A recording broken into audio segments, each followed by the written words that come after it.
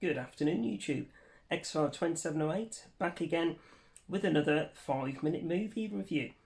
As you can see from the title, guys, today we're having a quick overview of Strangers Chapter 1.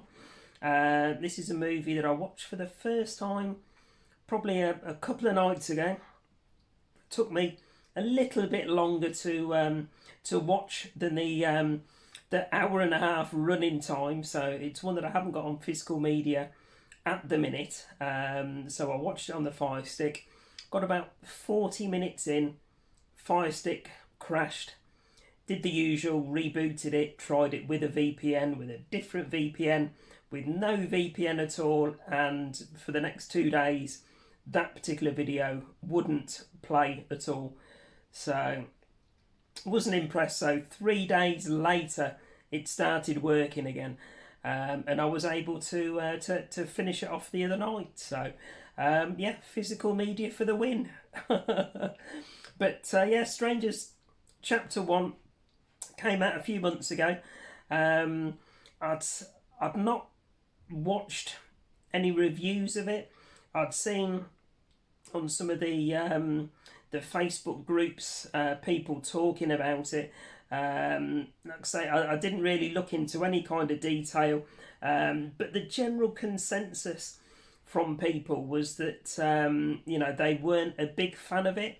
And for me, I'm a massive fan of the original. Obviously, a really good home invasion movie with is it Liv Tyler?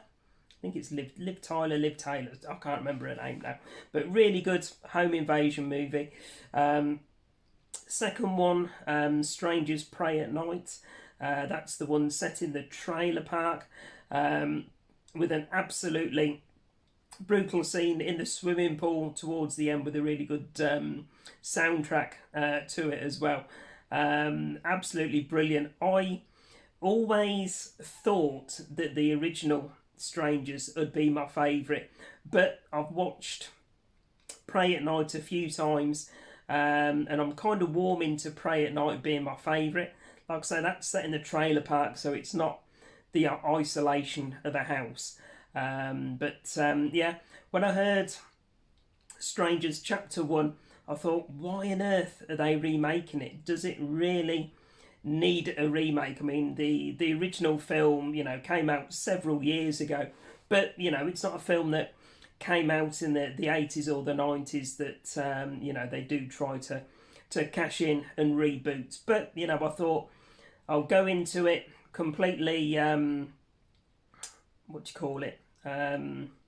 with completely an open mind, and just see how it goes. So it's been done as a trilogy. So this first part runs for an hour and a half. Final credits roll up and it says to be continued. So if you've seen the first or the original Strangers, you'll know, obviously, you see everything in the hour and a half, film's finished, job done. But this first part, again, runs an hour and a half, but it leaves it up in the air as to what's going to happen next.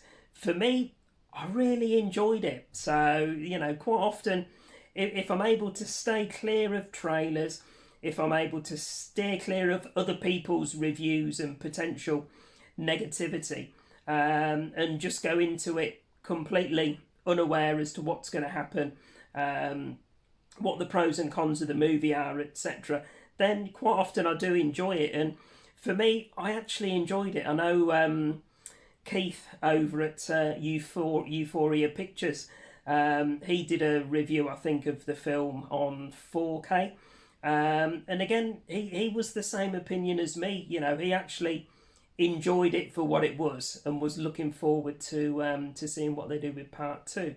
For me, the two main characters, if it's a husband and wife or a boyfriend girlfriend, I can't remember what the marital status was, but yeah, they both play a really good part, and unlike a lot of films, you actually feel for those characters.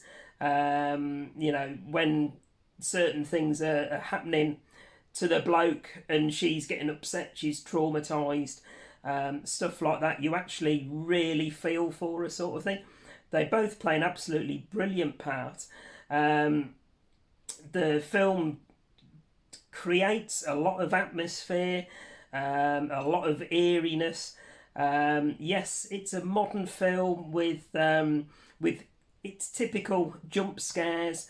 For me, you know, I've seen so many films over the years that rely on jump scares. 9 times out of 10, I can anticipate before it actually happens that there's going to be a jump scare at that moment. And this film, you know, was the same in that respect for me. But yeah, quite a few creepy, eerie, suspenseful scenes. Quite a few scenes as well where they build up the tension with lots of silence, and then suddenly something dramatic happens, and you know that really draws you into the movie as well.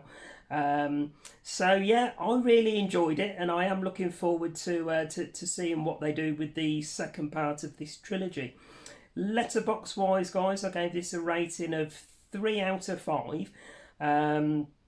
But I'm waiting, like I say, to see what they do with parts 2 and 3, and seeing, you know, how the 3 movies form together as part of the trilogy. So my initial rating for this one may even go up from a 3 to a 3.5 out of 5. So, but yeah, if you're on the fence with checking it out, guys, I wholeheartedly recommend it. It is a film that I will look to get on physical media and add into the collection as and when I can. And yeah, one I definitely recommend checking out. So let me know in the comments, guys, if it's one you have seen already, what your thoughts were on it. Similar sort of opinion to mine, or if you hated it, you know, please let me know. I always enjoy that interaction with you guys. So as always, please remember to like, comment and subscribe and all that good stuff. And I'll be back later on in the week with another video. Bye for now, guys.